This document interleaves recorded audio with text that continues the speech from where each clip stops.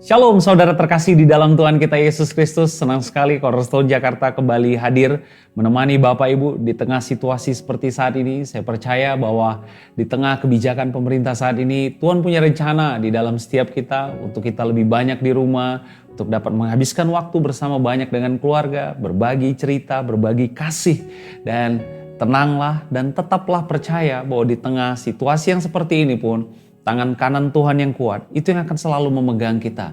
Tetap berdiri teguh di hadapan tahta kasih karunia-Nya, agar Bapak Ibu dapat melihat betapa kasih-Nya begitu besar di dalam kehidupan kita. Hari ini kita akan belajar lagi firman Tuhan. Sebelum memulai, saya mau mengajak kita semua untuk bersatu di dalam doa. Bapa yang kekal dan kami sembah di dalam nama Tuhan Yesus Kristus. Terima kasih Tuhan, Engkau membawa kami lagi ke dalam suatu waktu yang baru, ke dalam suatu situasi yang baru. Terima kasih Bapa untuk kasih, kemurahan dan kebaikan-Mu. Kami percaya Tuhan bahwa kasih-Mu, penyertaan-Mu itu tidak ditentukan oleh situasi dan kondisi kami saat ini. Tetapi kasih-Mu itu tergantung oleh apa yang telah Yesus kerjakan di kayu salib 2000 tahun yang lalu. Sehingga hari ini kami memiliki keyakinan yang teguh bahwa Allah begitu mengasihi kami, Allah begitu menyayangi kami. Sebentar kami ingin belajar firman Tuhan, kebenaran daripada Engkau. Bukalah hati dan pikiran kami, agar hati dan pikiran kami dapat menjadi hati yang subur, tanah yang subur, sehingga pada akhirnya akan banyak firman Tuhan yang ditaburkan, berbuah, berakar kuat, memiliki batang yang kuat, ranting yang banyak, dan akan menghasilkan buah-buah yang hebat. Demi nama Tuhan kami Yesus Kristus, kami telah berdoa dan kami telah mengucap syukur. Amin. Bapak Ibu, hari ini kita ingin belajar dari satu perikop di dalam Alkitab yang diambil dari kitab Markus.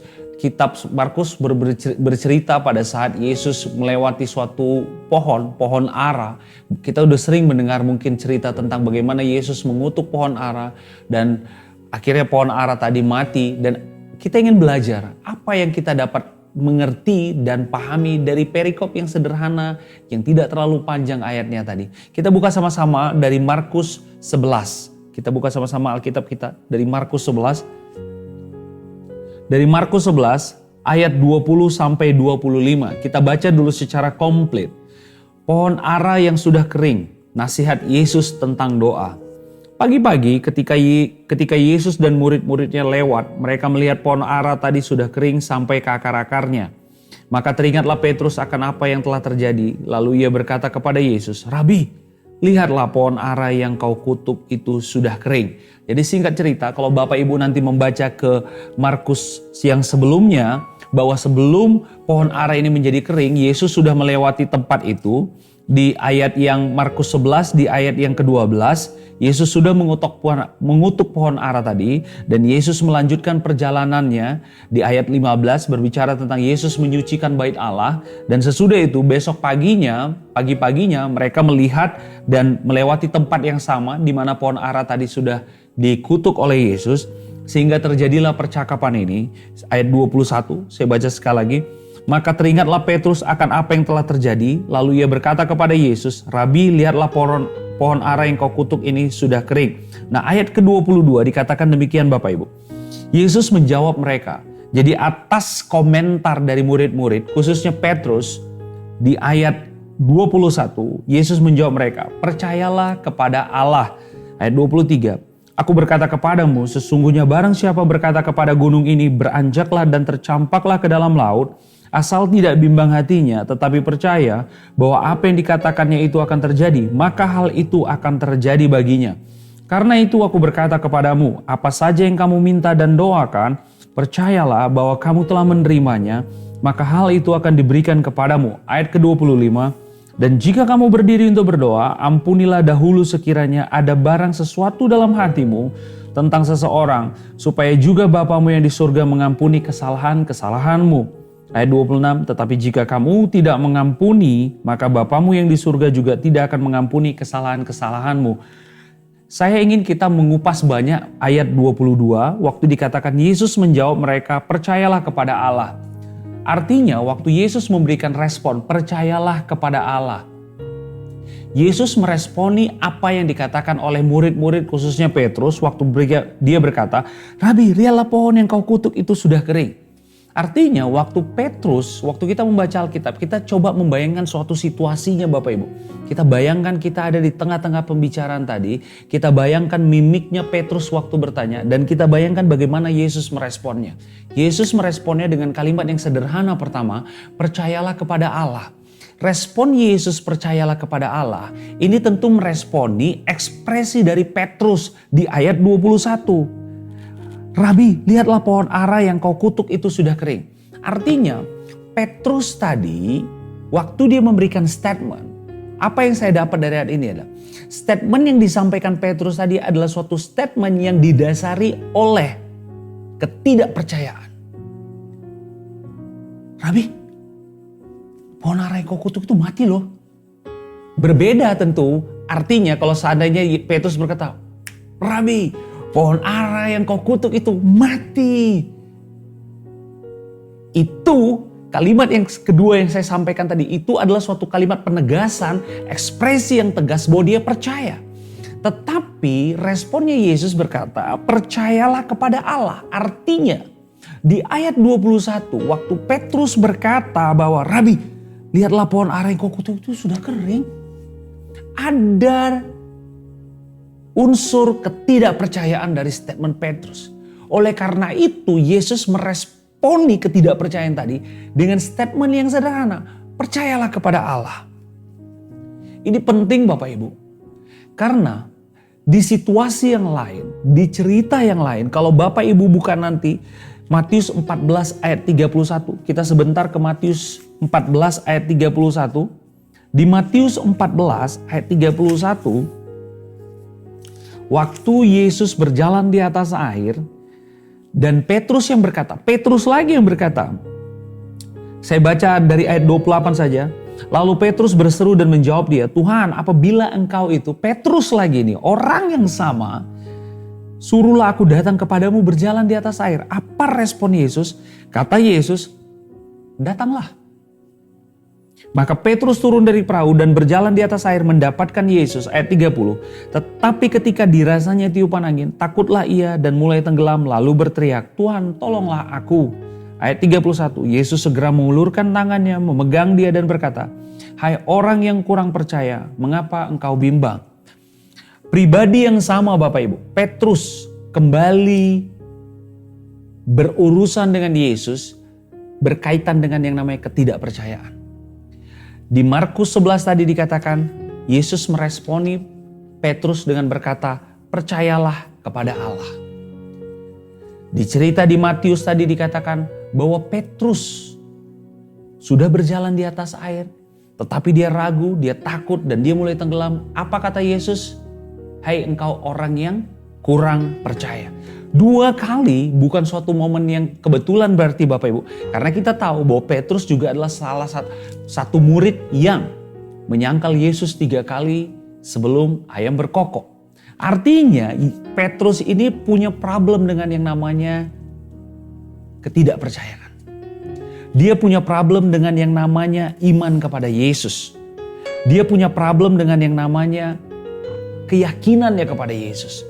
Sehingga apa dikatakan? Kita kembali ke Markus 11 tadi ayat yang ke-20. Markus 11 ayat yang ke-20 dikatakan tadi. Di ayat 22 Yesus menjawab mereka, percayalah kepada Allah. Have faith in Lord. Kata percaya yang dipakai di sini Bapak Ibu itu artinya juga adalah faith. Kata percaya yang dipakai di ayat ini bahasa aslinya juga artinya adalah faith. Bapak Ibu, sering kita ngerasa bahwa, aduh, iman gue cukup gak ya? Iman gue gak cukup kuat kayaknya iman gue nih.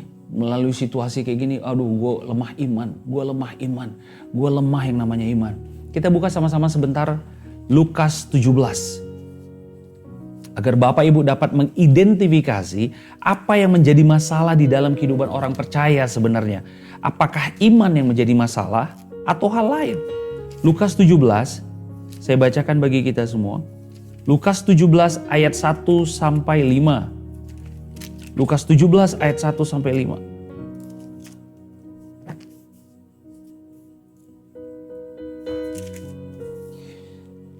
Yesus berkata kepada murid-muridnya, tidak mungkin tidak akan ada penyesatan, tetapi celakalah orang yang mengadakannya. Adalah lebih baik baginya jika sebuah batu kilangan diikatkan pada lehernya, lalu ia dilemparkan ke dalam laut, daripada menyesatkan salah satu dari orang-orang yang lemah ini. Jagalah dirimu, jikalau saudaramu berbuat dosa, tegurlah ia, dan jikalau ia menyesal, ampunilah dia. Bahkan jikalau ia berbuat dosa terhadap engkau 7 kali sehari, dan 7 kali ia kembali kepadamu dan berkata, aku menyesal, engkau harus mengampuni aku. Engkau harus mengampuni dia. Lalu kata rasul-rasul itu kepada Tuhan, perhatikan pertanyaan rasul-rasul. Tambahkanlah iman kami. Rasul-rasul berkata kepada Yesus, tambahkanlah iman kami Tuhan. Apa jawab Yesus? Jawab Tuhan, kalau sekiranya kamu mempunyai iman sebesar biji sesawi saja, kamu dapat berkata kepada pohon ara ini, terbantunlah engkau dan tertanamlah di dalam laut, dan ia akan taat kepadamu. Pada saat murid-murid meminta iman kepada Yesus, responnya Yesus bukan mau menambahkan iman. Artinya apa? Problemnya bukan di berapa besar imannya, berapa besar atau berapa kecilnya iman Bapak Ibu. Murid-murid datang kepada Yesus bilang ini, Tuhan tambahkanlah iman kami. Hei, problemmu bukan di imannya. Kita sudah sering belajar bahwa the faith of the Son of God. Imannya itu bahkan telah dia karuniakan kepada engkau dan aku Bapak Ibu. Yang membedakannya adalah, saya berharap ini dapat digarisbawahi oleh Bapak Ibu, saudara-saudaraku yang terkasih. Yang membedakannya adalah tingkat ketidakpercayaan. Sehingga Allah harus berurusan dengan Petrus 2 kali. Allah harus berurusan dengan Petrus, dia harus berkata, percayalah kepada Tuhan. Hari ini yang perlu kita minta kepada Tuhan, bukan Tuhan tambahin dong imannya, Tuhan tambahin dong, Tuhan kuatkanlah imanku, Tuhan berikan aku iman lebih lagi. Bukan. Tetapi yang harus engkau dan aku menang hari ini adalah atas ketidakpercayaan. Ketidakpercayaan sangat berkaitan dengan yang namanya kekhawatiran, ketakutan, kecemasan, keraguan, dan setiap hal yang negatif. Petrus, kalau Bapak Ibu membaca nanti di Markus 11, sebelum kejadian Markus 11 bahwa pohon ara tadi terkutuk, Yesus sudah menunjukkan kepada Petrus banyak mujizat di pasal-pasal yang sebelumnya. Jadi artinya Petrus sudah melihat dengan mata kepalanya sendiri. Bukan hanya mendengar berita tentang Yesus, tapi dia sudah melihat dengan mata kepalanya sendiri bahwa Allah, guru yang bersama-sama dengan dia tadi, telah melakukan banyak perkara-perkara besar. Kok hanya masalah mengkutuk pohon ara sehingga pohon aranya, bahasa yang dipakai juga artinya layu, itu jadi hal besar? Tidak. Petrus sudah melihat hal-hal besar lain sebelumnya. Tetapi ternyata itu tidak cukup bagi Petrus pada saat itu. Allah harus berkali-kali berurusan dengan Petrus khusus masalah ketidakpercayaan. Apa yang dapat kita pelajari dari hal ini Bapak Ibu? Problem terbesarnya bukan tidak adanya iman kita. Pada saat kita mengaku Yesus sebagai Tuhan dan Juru Selamat kita, dan percaya bahwa Allah telah membangkitkan dia di antara orang mati, dan hari ini Yesus telah duduk di sebelah kanan Allah, pada saat itu juga dia telah mengaruniakan kasih karunia-Nya bagi engkau. Dan pada saat itu juga dia telah memberikan roh anaknya, the spirit of the Son of God, di dalam hidupmu dan hidupku. Dan pada saat yang sama, iman itu pun telah dia letakkan di dalam hati dan pikiranmu. Tetapi yang membedakannya Bapak Ibu adalah tingkat ketidakpercayaan. Iman bukan lagi jadi suatu masalah harusnya di dalam kehidupan orang percaya. Tetapi sebagai orang yang telah percaya kepada Yesus, harusnya tingkat ketidakpercayaan kita hari demi hari semakin kecil. Dewasa ini, belakangan ini, sudah setahun lebih kita diintimidasi oleh hal-hal yang negatif. Enough is enough. Jadi saatnya anak-anak Allah berdiri tegak di atas bangsa ini. Saya dan Bapak Ibu bukan lagi orang-orang yang harusnya menjadi korban atas berita-berita negatif. Saya dan Bapak Ibu haruslah orang-orang yang setiap hari tingkat ketidakpercayaan kita semakin menurun. Kenapa? Karena pada saat tingkat ketidakpercayaan kita semakin menurun terhadap hal-hal yang negatif, maka pada saat itu juga manifestasi dari iman yang diberikan Tuhan dalam kehidupan kita akan semakin besar. Kalau hari ini mungkin kita sering melihat di dalam area kehidupan kita, kok nggak ada manifestasi iman yang sudah kulakukan. Itu karena tingkat ketidakpercayaan kita yang sering sekali sangat tinggi, Bapak Ibu. Waktu Petrus diselamatkan oleh Yesus, Yesus tidak bilang bahwa imanmu kurang Petrus. Yang dikatakan oleh Yesus apa? Hei orang yang kurang percaya. Menambahkan ketidakpercayaan di dalam iman, itu akan meng-cancel keseluruhan iman. Mario, aku kadang-kadang gak percaya, tapi kadang-kadang aku percaya kok. Kalau aku lagi habis 1, 2, aku ngerasa mengalir sekali kuasa Tuhan. Disitulah aku ngerasa imanku lagi di puncak-puncaknya. Bapak Ibu, engkau tidak membutuhkan iman sebesar gunung untuk dapat melihat hal besar terjadi dalam kehidupanmu. Yang engkau dan aku butuhkan adalah menghilangkan ketidakpercayaan kepada Tuhan. Ini penting, ini penting. Hari ini kita digerakkan oleh hal-hal yang membuat kita jadi tidak semakin menjauh dan tidak percaya lagi kepada firman Tuhan. Dari 2000 tahun yang lalu Tuhan sudah berkata melalui firman-Nya, by His stripes, oleh bilur-bilurnya engkau telah sembuh.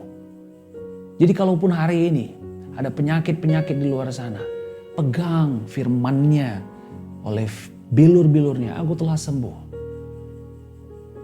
Kitab Mazmur dituliskan di Mazmur 91, tulah dan malapetaka tidak akan mendekat kepada kemahku. Tangan kananku yang akan memegang anak-anakku.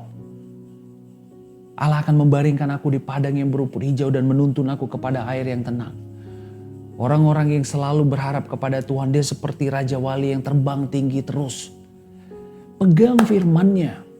Karena ketika kita memegang firman-Nya, pada saat yang sama tanpa kita sadari, ketidakpercayaan kita kepada Tuhan akan tergerus. Dan pada akhirnya akan ada yang namanya iman yang murni. Sehingga itu yang akan dapat melihat bagaimana hal-hal tadi termanifestasi di dalam segala kehidupan kita. Hari ini Anda dan saya tidak membutuhkan banyak informasi tentang berbagai jenis tipe dari virus. Bukan itu yang saya dan Anda butuhkan, Bapak Ibu. Hari ini yang saya dan Anda butuhkan adalah ayat-ayat firman Tuhan yang bercerita tentang kebenaran dan kebaikannya. Kalau hari ini Bapak Ibu bisa menjabarkan dengan detail jenis-jenis virus, tipe-tipe dari virus, saya berharap Bapak Ibu juga dapat memberikan secara detail lebih lagi tentang kebenaran firman Tuhan. Kalau hari ini kita lebih banyak tahu tentang apa yang terjadi di luar sana, saya mau memberitahu kabar baik. Usir ketidakpercayaan tadi kepada Tuhan melalui firman-Nya. Makanya Allah berkata, percayalah kepada, waktu Yesus berkata kepada kita kembali ke Markus 11 tadi, waktu Yesus berkata kepada murid-muridnya, percayalah kepada Allah. Bapak Ibu tahu, pada mulanya adalah firman. Firman itu bersama-sama dengan Allah dan firman itu adalah Allah. Jadi waktu Yesus berkata percayalah kepada Allah, Yesus sedang berkata percayalah kepada firman. Mempercayai hal-hal di luar firman itu tidak akan menambah kepercayaan kita kepada Tuhan, Bapak Ibu. Karena kitab firman Tuhan berkata di kitab Roma, iman timbul dari pendengaran, pendengaran oleh firman Kristus. Jadi hari ini kalau yang timbul justru di dalam hidup kita adalah ketakutan, kecemasan, kekhawatiran, perhatikan baik-baik. Mungkin Bapak Ibu sedang tidak membaca segala sesuatu yang berhubungan dengan firman Kristus. Saya sudah sering mengatakan bahwa disconnect diri kita dengan hal-hal yang negatif. Unplug. Cabut flash disk tadi yang terkonek dengan dunia yang berkata tentang hal-hal negatif dan ketakutan dan tekanan, penyebaran berita-berita. Unplug. Tapi koneksikan diri kita dengan apa yang firman Tuhan katakan. Makanya Yesus berkata, percayalah kepada Allah. Artinya Allah itu adalah firman. Makanya Yesus artinya dengan kata lain, ayat ini sedang berkata, percayalah kepada firman.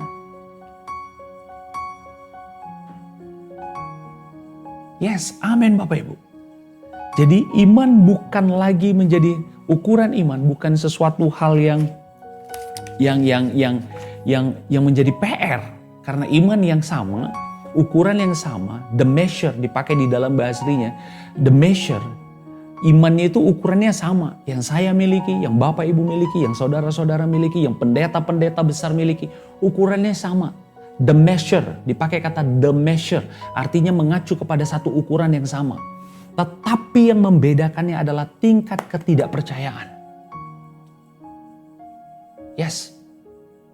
Karena semakin tinggi tingkat ketidakpercayaan kita, itu artinya pada saat itu juga kita semakin bimbang dan ragu dan panik. Di tengah situasi ini, dunia perlu melihat bahwa saya dan Bapak Ibu dan orang-orang yang percaya itu berdirinya stand still, tegak. Tidak berdiri sebagai orang yang takut, tapi berdiri sebagai anak-anak Allah. Saya tidak sedang mengatakan bahwa hari ini Bapak Ibu keluar dengan tidak memakai masker, melanggar prokes. Bukan. Tetapi mindsetnya kita, mindset anak-anak Allah, anak-anak yang telah ditebus oleh darah yang mahal. Saya banyak grup WhatsApp, justru orang-orang percaya yang sering menyampaikan berita-berita negatif, kabar-kabar. Hari ini jadilah terang di tengah-tengah grupmu Bapak Ibu. Jadilah lilin di tengah-tengah grup yang sedang kau miliki. Kalau ada orang lain menyampaikan berita negatif, kasih kabar juga ke grup tadi. Tetaplah tenang, kuasa Tuhan tetap ada, percayalah. Jadilah terang di tengah situasi seperti ini. Jadilah udara yang sejuk di tengah kepanasan yang seperti saat ini. Jangan jadi orang yang justru membantu memforward berita-berita negatif. Saya mempunyai suatu kebiasaan bahwa jika di grup itu menyebarkan berita-berita negatif, pasti saya skip chatnya. Saya tidak memilih untuk membacanya, memilih untuk mendownload gambarnya atau apapun. Itu bagian dari upaya saya untuk menjaga telinga saya. Karena saya hanya ingin bahwa yang saya dengar adalah firman Kristus. Karena hanya itu yang akan membangkitkan iman. Membaca jumlah korban tidak akan membuat iman timbul Bapak Ibu. Hanya akan menimbulkan ketakutan. Makanya Allah harus berurusan dengan Petrus berkali-kali. Allah menolong dia pada saat keluar dari saat mulai tenggelam. Hei orang yang kurang percaya. Allah menyebut lagi kepada dia, percayalah kepada Allah. Petrus ragu lagi. Sebelum Yesus mati di kayu salib, 3 kali dia telah menyangkal Yesus. Petrus memiliki ketidakpercayaan yang tinggi. Hari ini itu dapat jadi pelajaran bagi kehidupan kita Bapak Ibu. Kita buka sama-sama sebentar. Yakobus 1. Di kitab Yakobus 1 Bapak Ibu.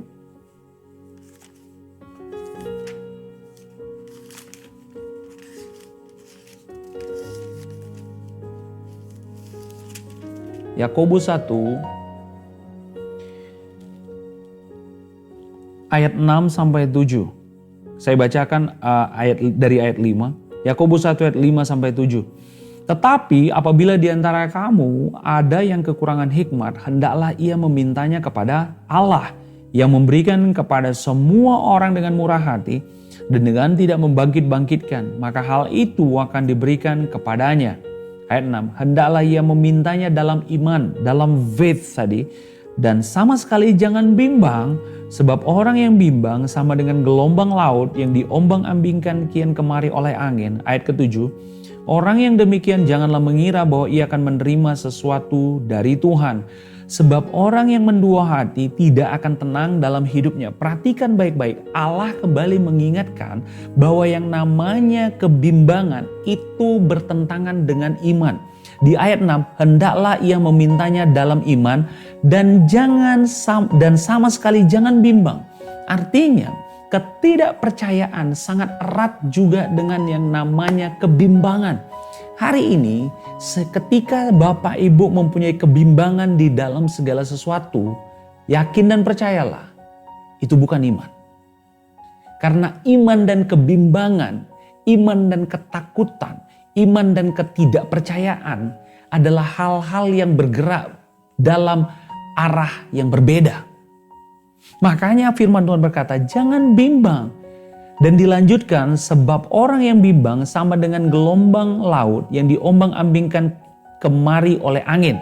Ayat 7, orang yang demikian janganlah mengira bahwa dia akan menerima sesuatu dari Tuhan. Jadi jelas, ketidakpercayaan, kebimbangan, keraguan, ketakutan, kecemasan, kekhawatiran, tekanan itu tidak akan membawa Anda untuk menerima sesuatu dari Tuhan. Karena apa dikatakan tadi? Orang yang demikian yang mana? Orang yang bimbang tadi, orang yang tidak percaya tadi, orang yang takut tadi, orang yang khawatir tadi, jangan mengira dia akan menerima sesuatu dari Tuhan. Karena apa? Di ayat 8, sebab orang yang mendua hati, kembali Allah menjelaskan bahwa kebimbangan artinya mendua hati. Satu sisi engkau percaya kepada Tuhan, di satu sisi engkau percaya kepada apa yang dunia katakan. Itu namanya mendua hati. Di satu sisi kita percaya kepada firman Tuhan, di satu sisi kita percaya kepada apa yang dunia katakan. Sehingga apa yang terjadi adalah kita mendua hati dan tidak akan apa resultnya Bapak Ibu. Resultnya adalah ketidaktenangan. Orang-orang yang tidak percaya, orang-orang yang bimbang, orang-orang yang mendua hati, resultnya mereka tidak tenang. Amin. Firman-Nya sederhana, straight to the point. Allah tidak lagi berurusan dengan iman Bapak Ibu. Tetapi Allah berurusan dengan yang namanya ketidakpercayaan. Ketidakpercayaanlah yang meng-cancel manifestasi dari iman. Ketidakpercayaanlah yang membatasi suplainya Tuhan dalam kehidupan kita. Ketidakpercayaanlah yang membatasi manifestasi janji-janjinya Tuhan. Kebimbanganlah yang membuat kita tidak melihat tergenapinya janji-janji Tuhan dalam kehidupan kita. Dan pada akhirnya dihasilkan hati yang mendua. Dan pada akhirnya apa yang terjadi? Ketidaktenangan. Karena di satu sisi saya dan Bapak Ibu percaya kepada hal ini, di satu sisi kita percaya kepada Tuhan. Hari ini jangan biarkan hati dan pikiran kita seperti Petrus. 3 kali tercatat. Sekali pada saat dia berjalan di atas air, yang kedua pada saat melihat pohon ara, yang ketiga nanti jauh sebelum Yesus disalibkan, sebelum ayam berkokok dia sudah menyangkal Yesus. Ini semua berkaitan dengan yang namanya ketidakpercayaan Bapak Ibu. Hari ini saya ingin mengangkat hati dan pikiran kita semua untuk melihat firman Tuhan lebih daripada kita melihat dunia ini. Pilih hal-hal yang boleh engkau dengar. Pilih hal-hal yang boleh engkau lihat. Pilih hal-hal yang boleh engkau katakan. Karena apa yang engkau lihat, karena apa yang engkau dengar, karena apa yang engkau katakan, segala sesuatunya harus berdasarkan kepada faith, iman tadi. Dan ketidakpercayaan selalu bergerak berlawanan arah dengan iman. Biarkan hari ini hati dan pikiran kita tidak penuh dengan ketidakpercayaan, tetapi penuh dengan iman kepada Tuhan. Biarkan hari ini kita lebih banyak digerakkan, didorong, dipush oleh apa yang firman Tuhan katakan. Bukan dipush oleh situasi atau keadaan. Saya percaya Bapak Ibu, banyak sekali janji-janji Tuhan yang harus tergenapi di dalam kehidupan Bapak Ibu dan saudara-saudaraku. Saya percaya ada ribuan ayat di dalam Alkitab ini yang harus termanifestasi di dalam kehidupan kita. Jangan biarkan manifestasi itu tidak terjadi hanya karena tingkat ketidakpercayaan kita yang tinggi. Hari ini menanglah di atas ketidakpercayaan kita. Karena Allah menginginkan engkau dan saya, Bapak Ibu, untuk percaya kepada firman-Nya lebih dari mempercayai apa yang dunia ini katakan. Berdiri tegak di atas firman Tuhan, berdiri tetap tenang di atas firman Tuhan, dan Bapak Ibu akan melihat bahwa akan ada janji-janji iman, akan ada manifestasi firman Tuhan yang tergenapi di dalam kehidupan kita. Dan kita akan melihat bagaimana pintu-pintu yang selama ini mungkin tertutup akan dibukakan oleh Tuhan. Kuncinya satu adalah hapus ketidakpercayaan Bagaimana cara menghapus ketidakpercayaan? Bagaimana mengurangi hari demi hari ketidakpercayaan? Dengan cara apa? Dengan cara mengenal firman Tuhan lebih dalam lagi. Bagaimana cara mengenal firman Tuhan lebih dalam lagi? Dengan cara mengenal Yesus yang firman telah menjadi hidup tadi. Yes, amin. Saya Mario Martin Gultom berhenti berbicara hari ini. Kita akan masih belajar dari perikop ini di sermon berikutnya. Saya percaya ada hal baik yang akan Tuhan sediakan bagi Bapak Ibu. Saya mengajak, sampaikan kabar baik ini ke banyak orang. Agar semakin banyak orang yang dapat bertumbuh. Dan semakin hari demi hari ketidakpercayaannya akan semakin kecil. Dan pada akhirnya dia menyadari bahwa hanya tinggal imannya di dalam Yesus Kristus yang menolong dan menopang dia. Sebelum menutup sermon ini, saya mau mengajak kita semua untuk bersatu di dalam doa. Bapa yang kami kenal dan kami sembah di dalam nama Tuhan Yesus Kristus. Terima kasih Tuhan dan terima kasih. Terima kasih Bapak, kalau hari ini kami mau semakin percaya kepada Engkau. Hari ini kami mau semakin percaya lagi kepada Engkau Bapak. Kami percaya Tuhan bahwa tangan kananmu yang kuat itulah yang memegang kami di tengah situasi seperti ini. Dan kami percaya Tuhan, iman kami cukup. Kami percaya Tuhan, iman kami cukup. Dan demi nama Tuhan kami Yesus Kristus, segala bentuk ketidakpercayaan kepada firman Tuhan, kami mau ikat, patahkan dan hancurkan di dalam nama Tuhan Yesus Kristus. Dan kami mau Tuhan, kami semakin menikmati manifestasi dari iman di dalam Yesus Kristus. Demi nama Tuhan kami Yesus Kristus, kami telah berdoa dan kami telah mengucap syukur. Amin. Saya Mario Martin Gultom berhenti berbicara hari ini Bapak Ibu. Kita bertemu lagi di sermon selanjutnya. Dan saya percaya bahwa kasih karunia Tuhan cukup untuk membuat engkau, mengangkat engkau dan menenangkan engkau di tengah situasi yang sulit seperti ini. Tuhan Yesus mengasihi engkau, Tuhan Yesus memberkati engkau. God bless you and see you.